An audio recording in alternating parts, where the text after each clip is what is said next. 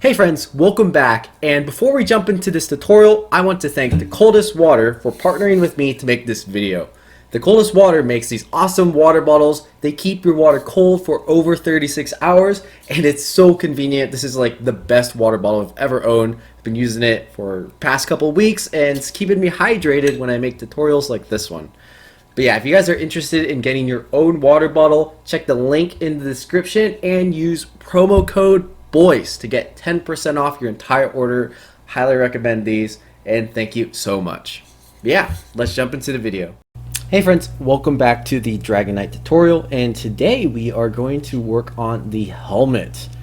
So last time we finished up kind of the neck area, and now we're going to continue on to these flaps for the helmet. Very excited for this part, so let's get into it. Alright. So the helmet looks complicated, but it's actually not as hard as the armor. We do have a lot of flaps, so we're going to have to keep track of these, but basically these top three will be the horns, and then these top two parts will be for the helmet, and then this will be for the face, and this will form the bottom of the helmet. And we're going to start with these flaps we have here, which these are kind of like middle flaps, but they're squared off. So find these ones. Not the best way to describe it, but yes. And what you're going to do is you're going to open up the top flap. So this middle flap has a couple layers. So the top layer, I guess, and you're going to reverse fold it out to the side. So kind of like this. So reverse fold it out to the side, and it becomes kind of like that. It looks very similar to what it looks like normally, but just out to the side. And then do the same thing on the other side. So the top layer, and then outside reverse to the side, like this. Or not outside reverse, just reverse fold it to the side. And I think I grabbed the wrong layer here. There you go.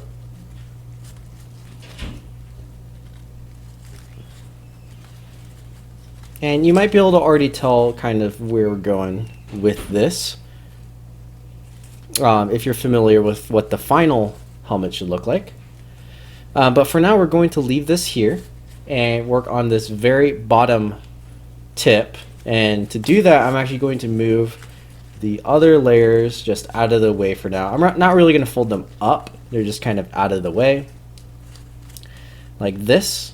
And what you can do, and you kind of might be able to see, I have a slight pre-crease along the half unit here. And so you can just pre-crease the tip up kind of like that a little bit. I wouldn't pre-crease it too much, or you don't have to do this really at all. Because what we're going to do is we're going to spread squash that middle tip using our flap here. So to do that, it's actually very, it's not anything weird or anything, but you're just going to squash kind of like this. And I like to make sure it's clean first before I fully squash down, just like this. And boom, there we go. There is our squash fold. Alright, so now we've finished our squash fold here. And we're going to want to take a look at the top section up here. This is where we're going to fold next. And basically, if you can imagine kind of a line going from the center of the squash outwards, that's kind of where we're going to want to fold. It's another reverse fold, but this time we're opening up this flap and pushing the other flap up. It's like this, and then it folds back down, and you want as clean as you can towards the center so that you get this nice triangle shape right in the middle, like that. And you're going to do that same thing on the other side. just like this. And everything here should kind of line up either in the middle or along a grid line. But yeah, and so hopefully if it's pre-creased cleanly, you'll get this nice little triangle shape here, and I think that just makes it nice, a nice part of the mask, like that. And if mine's actually not perfect, so it's okay if it's a little bit off. But the next thing we're going to do is with the bottom portion. And the bottom portion is very similar to actually this structure here. And all we're really going to do is make a mountain fold from the middle line at a 45 degree. So I'm actually going to hold it from this angle. And I guess this becomes a valley fold, but the edge will line up with the middle, the first edge at least, and the rest will kind of just fold along the way, and you get kind of, what is this, a trapezoid kind of shape. And you're going to do the same thing on the other side. And as you can see, I'm going pretty slow with this section because the face area will attract a lot of attention. So it's good to try to be precise on this because any irregularities will really stand out. So that's my recommendation, at least on this part. And as you might notice, when we fully collapse it, we have this flap basically down here. This doesn't really do anything. It's just for layer distribution and the closed, with what will be a closed helmet, kind of, or a closed back, the second part of the closed back. So honestly, you don't really have to worry about that for now. On mine, it's not really sticking out. It might help with the neck later on if you need to, but the other thing you can do is just kind of like fold the corners in if they're really sticking out. But we're going to ignore that for now. Maybe that'll be decided later in the final shaping. Alright, so now we're back on these guys. And there's a couple things you can do here. It's actually very open-ended if you look at the finished model. But the concept is you're going to want to pull these just slightly so it stretches past the grid line, and that helps shape it, as you can kind of see, kind of towards the center, and this is what's going to make the helmet. And then the other thing I do is sometimes I just valley fold a corner down, or you can like reverse fold the corner down to form a point instead of like it's squared off like that. So something like this, like that. So then it's angled. So that's for that part. And for here, you just kind of want to get started so you know where, like, kind of what to do. And as you can see, I have this little thing here, and there's a lot of layers. So yours might be slightly different than mine, but whatever you can do to just kind of push in all the layers, just kind of go for that solution, basically. So then now it's kind of like this.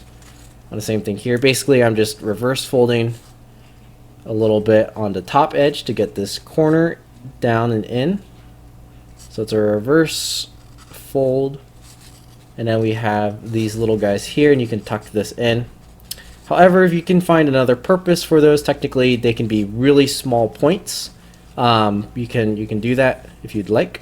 There's kind of a lot of freedom you can shape into the helmet area, but then just work on this a little bit, just kind of get it ready for when we're fully done. All right, and then now on this top section, let's actually do the very top first. So over here, all that's going on is some tiny valley folds, and they're basically going to go from the grid unit here right before the horns all the way to the point. But you don't want to fold to the center. You want to leave, like, and I'm going to turn it this way because it's a little bit easier for me to do this, is you want it maybe around a third, or you kind of just eyeball it, really. And okay, I take back my statement. It's not all. It's not all the way to this corner. It's about. It's almost like you're folding a third of the angle, and that's to get this kind of shape. Because when I fold like this, you can kind of see we have like an equal kind of splitting right here, and that makes a pretty neat texture on the helmet. It's a very simple texture, but effective. And try to mimic the exact same thing on the other side. And it doesn't have to be perfect thirds if you're worried about like, oh man, a third of an angle. That's kind of a rough reference. I'm really just kind of eyeballing it here, making sure they're about the same size. And let me swing it around so I can show you guys a little bit better. There you go. You can see the texture a lot better right there. Like that. And what's basically going to happen is these two flaps together. You can see there's two. There's the one on top here that we folded, and one on bottom. You're going to pinch the tips along the middle, kind of like this. And let me round it out a little bit. Just a little bit for now. And as you can see, it's starting to make this helmet shape, which we're going to use later on. But for now you can just kind of pinch it and it'll kind of stick out just like this. It's a very small detail. But yeah, we're gonna have to redo that again once we finish. All that we have left is basically this flap, and this flap, actually you can do a lot of things with it. So originally I was trying to do eyes for this guy and I couldn't really figure it out, but that was back then. Nowadays, I think I could probably get an eyes, or what I would try to do is get basically a brow line.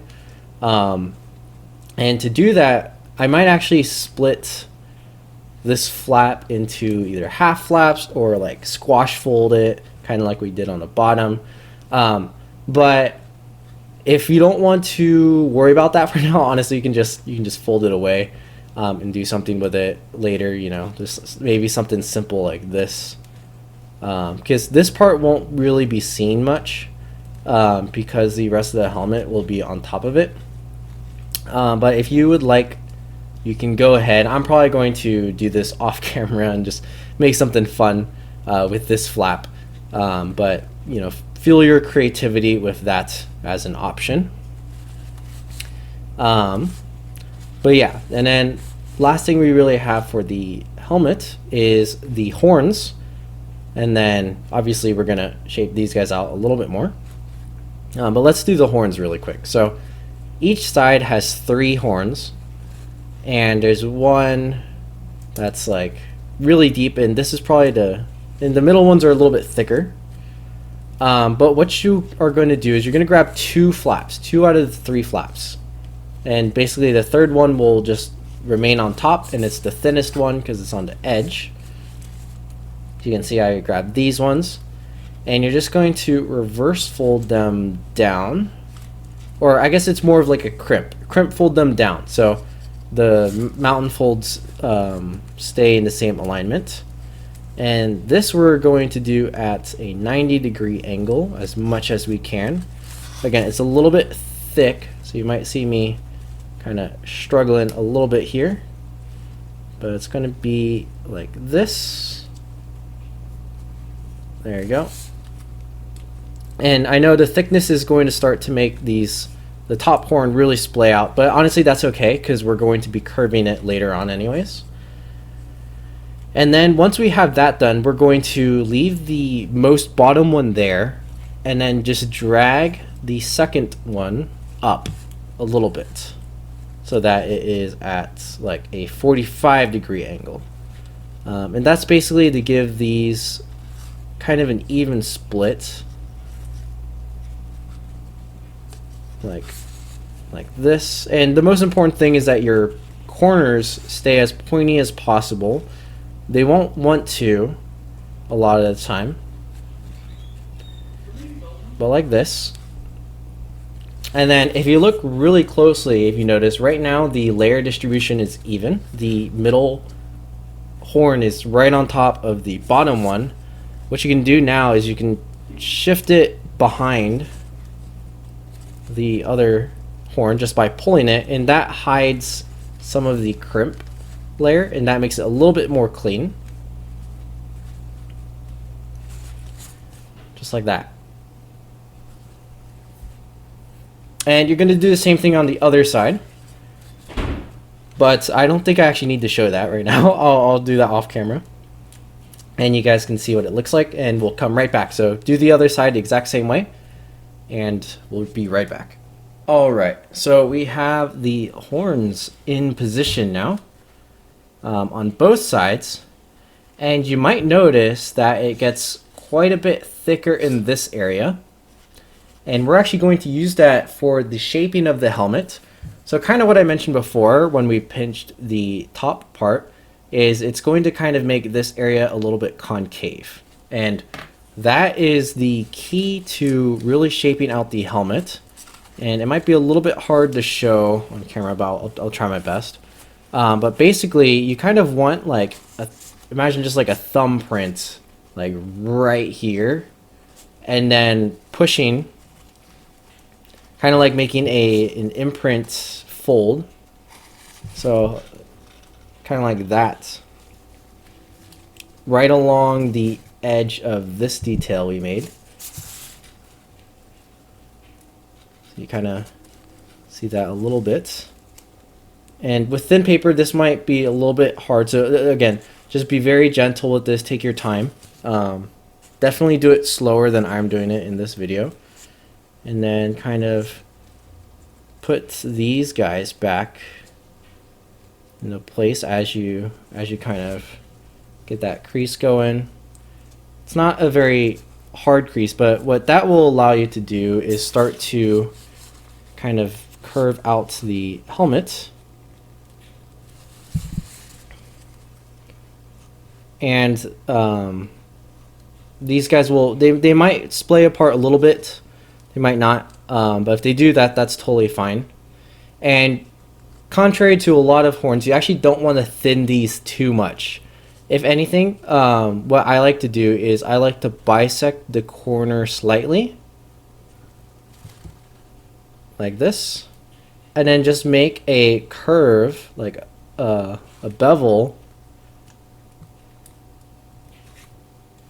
like that, where it just makes kind of a shape, and then that is my horn, basically. And what I do encourage you is to wet shape this, and if you have magical paper, or if somehow you did this with foil, you might be able to get away with not using anything like glue or MC or anything. If you're using Wenjo, I recommend you you use methyl cellulose. That'll help a lot.